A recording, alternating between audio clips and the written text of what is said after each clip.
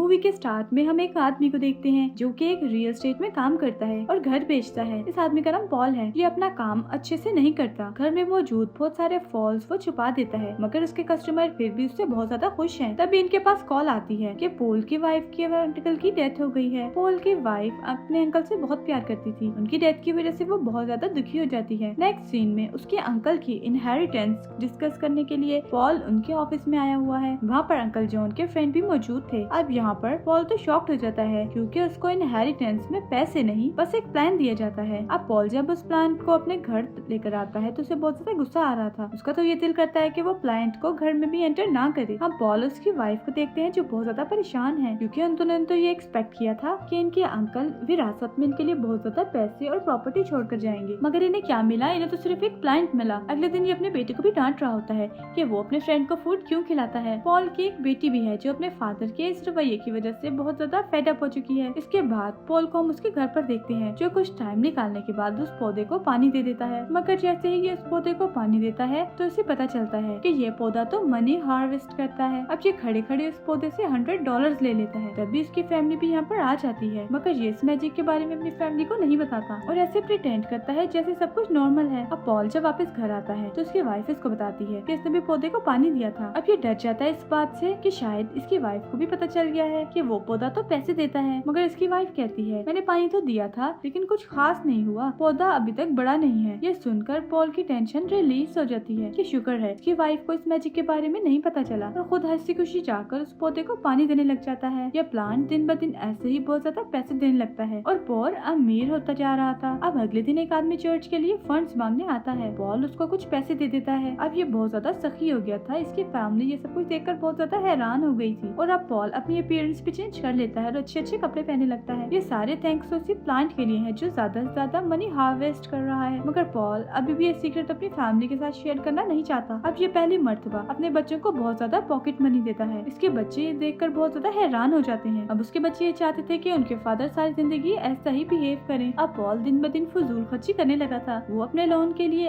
एक lawn mall लेता है ताकि वो अपने लॉन का घास काट सके। अब ये गाड़ी भी ले लेता है। ये गाड़ी बहुत ज्यादा महंगी थी जिस पर पॉल की वाइफ को बहुत ज्यादा गुस्सा आता है कि तुम्हारे पास इतने ज्यादा पैसे कहाँ से आए और तुम इन पैसों को ऐसी चीजों पर खर्च क्यों कर रहे हो। उसको दिन ब दिन पॉल पर शक हो रहा था। वो अपने हस्बैंड के लिए फिक्रमंद थी कि कहीं उसका हस्बैंड कोई इलीगल काम तो नहीं कर रहा। अब अपने वाइफ से आर्ग्यू करने के बाद पॉल दोबारा से शर्ट में जाता है जहाँ पर उसने वो प्लांट रखा हुआ था और दोबारा से उस प्लांट से मनी हार्वेस्ट करता है। इस दफा इसको प्लांट से $100,000 मिलते हैं। पॉल बहुत ज्यादा खुश हो गया था। ये ऑफिस जाता है तो उसका फ्रेंड चेक इसे कहता है तुम्हारी गाड़ी तुम्हारे हिसाब से नहीं है। अब इस बात पर पॉल को बहुत ज्यादा गुस्सा आ जाता है। अब वो एक न्यू ब्रांड स्पोर्ट्स कार खरीदने चला जाता है। ये कार वाले को कैश देता है। अब कार सेल्स वाले को पॉल पर शक हो जाता है। अब पॉल की इन्वेस्टिगेशन के लिए एक डिटेक्टिव उसके पीछे पड़ जाती है। अब पॉल जो इतनी महंगी कार खरीद चुका था ये चाहकर अपने फ्रेंड जैक को दिखाता है और उसको बताता है ये कार मुझे अंकल जॉन के पैसों की वजह से मिली है। मगर जब ये स्पोर्ट्स कार बहुत ही शौकी मारते हुए अपने घर लेकर जाता है, मगर इसकी वाइफ को तो इस कार से कोई भी ज्यादा खुशी नहीं होती। वो पॉल से पूछने लग जाती है कि तुम इतने ज्यादा पैसे कहाँ से ला रहे हो। अब पॉल अपनी वाइफ के बिहेवियर की वजह से बहुत ज्यादा डिप्रेस्ड था। अगले दिन दोबारा से वही आदमी चर्च की फंडिंग के लिए दोबारा से आता है, मगर इस बार पॉल उसको एक पैसा भी नहीं देता। एक्चुअली में जो आदमी पैसे लेने के लिए आता है चर्च की डोनेशन के लिए, ये अंकल जॉन का फ्रेंड है और इसको ये बात भी पता चल गई है कि अभी तक पॉल ने अंकल जॉन का घर नहीं बेचा और आज तक चर्च की डोनेशन के लिए भी पॉल ने कोई भी पैसे नहीं दिए। अब पॉल जब घर नहीं होता तो वही डिटेक्टिव पॉल के घर पर आती है और उसकी वाइफ से इन्वेस्टिगेट करती है कि पॉल कहाँ पर इन्वेस्ट करता है और उसकी इनकम कितनी है, मगर पॉल की वाइफ अपने हस्बैंड को डिफेंड करती है। अब वो बताती है कि उसका हस्बैंड एक टॉप रियल्टर है जो कि घर बेचकर पैसे कमाता है। अब इसके बाद डिटेक्टिव वहाँ से चली जाती है क्योंकि ये पॉल से डायरेक्ट बात करना चाहती थी। अब तभी डिटेक्टिव को पता चलता है कि 1 महीने से तो पॉल की कोई भी कमाई नहीं हो रही, उसका काम तो सही तरीके से चल ही नहीं रहा, तो उसने इतनी महंगी स्पोर्ट्स कार कैसे खरीद ली। अब ये तो पॉल की एक्टिविटीज को ऑब्जर्व करना स्टार्ट कर देती है। अब पॉल वहाँ पर बहुत ज्यादा परेशान हो जाता है क्योंकि उसका प्लान पैसे नहीं दे रहा था और तो और उसकी वाइफ रोजाना उससे एक ही क्वेश्चन किया करती थी कि पैसे कहाँ से आ रहे हैं, जिस वजह से वो बहुत ज्यादा डिप्रेस्ड हो गया था। इसके बाद पॉल अंकल जॉन के फ्रेंड के ऑफिस जाता है, उनको चर्च के लिए बहुत सारी मनी भी देता है। अब अंकल जॉन का फ्रेंड पॉल को बताता है कि लोगों की ज्यादा से ज्यादा मदद किया करो। पॉल को एडवाइस करते हैं कि सखी हो जाओ। ये बात पॉल को बहुत ज्यादा पसंद आती है और वो बहुत सारे पैसे चर्च की फंडिंग के लिए देकर चला जाता है। तभी डिटेक्टिव जो पॉल का पीछा कर रही थी वो भी ऑफिस पहुंच जाती है। ऑफिस में इतने ज्यादा पैसे पड़े हुए हैं जो अभी अभी पॉल देकर गया है। वो हम देखते हैं कि पॉल बहुत बहुत ज्यादा फ्रस्ट्रेटेड हो जाता है क्योंकि प्लांट अब मनी नहीं दे रहा था। ये बाइबल पढ़ता है और बहुत सारी बुक्स भी पढ़ता है जिससे इसको पता चले कि ये प्लांट अब मनी कैसे देगा। अब अगले दिन पॉल को अपने बेटे के साथ गेम भी खेलनी थी। ये बहुत ज्यादा जल्दी चला जाता है जिस वजह से इसका बेटा बहुत ज्यादा अपसेट था। अब ये कॉफी शॉप पर जाता है और उस अनएम्प्लॉयड मैन को देखता है तो ये इस आदमी को पैसे देता है। ये आदमी काफी ज्यादा हैरान था कि पहली मर्तबा इस आदमी ने इसको पैसे दिए हैं और किसी भी रीजन के बिना दिए हैं। अब वो डिटेक्टिव जो देख रही थी कि पॉल ने इस आदमी को पैसे दिए हैं, वो उस आदमी को पकड़ लेती है। अब जिस आदमी को पॉल ने पैसे दिए थे वो ये समझ रही थी कि वो आदमी शायद कोई ट्रक डीलर है और साथ ही में अंकल जॉन के फ्रेंड को भी जाकर पकड़ लेती है। उसे ये लगता है कि ये सभी मिलकर इलीगल काम करते हैं। अब इसके बाद पॉल जैक से मिलने जाता है। जब ये जैक के पास जाता है तो उसकी वाइफ इसको बहुत ज्यादा कॉल्स करती है मगर ये अपनी वाइफ की सभी कॉल्स को इग्नोर करता है। अब पॉल की वाइफ जो कि बहुत ज्यादा परेशान थी, ये अपनी बेटी के साथ फैक्ट्री पहुंच जाती है मगर पॉल की बेटी एक्सीडेंटली उसी हॉल से नीचे गिर जाती है जिसे पॉल ने चेयर्स के साथ मिलकर कवर किया था। अब उस हॉल में से गिरने की वजह से पॉल की बेटी की बाजू टूट जाती है। अब जल्दी से पॉल की बेटी को हॉस्पिटल ले जाया जाता है। जैक पॉल पर बहुत ज्यादा गुस्सा करता है और कहता है कि ये सब कुछ तुम्हारी वजह से हुआ है, मुझे तुम्हारी बात नहीं सुननी चाहिए थी। वो कहता है पॉल तुम्हारी गलती है, तुमने रेलिंग को फिक्स नहीं किया और तुमने मुझे भी अपनी बातों में लगा लिया। अब जैक के जाने के बाद जैक की वाइफ भी पॉल की वाइफ के पास कॉल आती है जो बताती है आज पहली मर्तबा मैंने जैक को इतने ज्यादा गुस्से में देखा है। पॉल को अपनी गलती का एहसास हो गया था। ये अपनी वाइफ से माफी मांगता है अपनी गलतियों की। अब अगले दिन पॉल की बेटी हॉस्पिटल से डिस्चार्ज हो जाती है। जैक को भी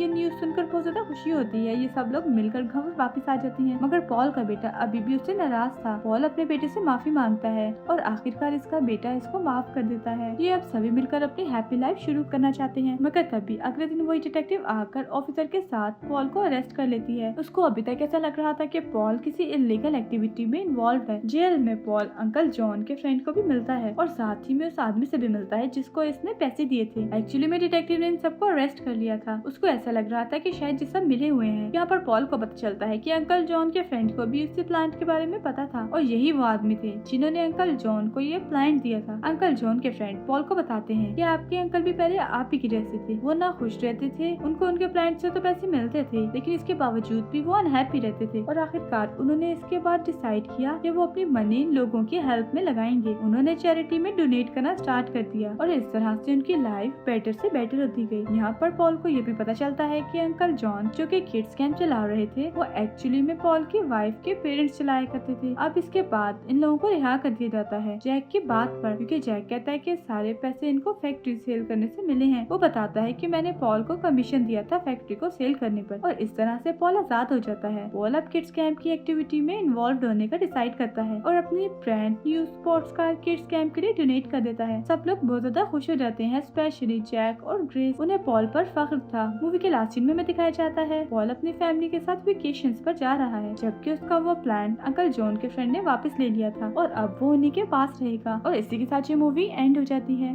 thank you for watching. Movie अच्छी लगी हो तो लाइक, शेयर और चैनल को सब्सक्राइब जरूर कीजिएगा।